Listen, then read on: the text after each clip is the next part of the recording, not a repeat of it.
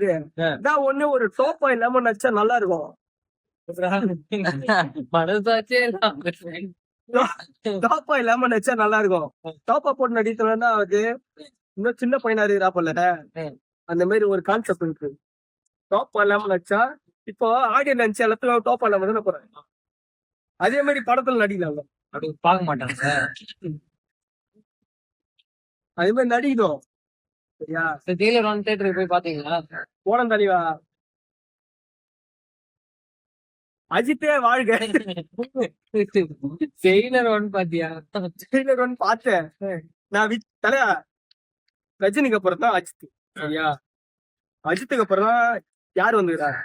விஜய் ஏன் போயிட்டா போல இப்போ கட்சின்னு சொல்லி சிவகார்த்தின் வந்துக்கிறா போதும். சிவகார்த்தினுக்கு அப்புறம் சிவகார்த்தின் முன்னாடி வந்து இவரு யார் சொல்லு விஜய் சேதுபதி மக்கள் செல்வன் அவர் வந்துக்கிறா போல. போய்ச்சினூர்ல 500 பேருக்கு முத்தம் கொடுத்தா தெரியுமா?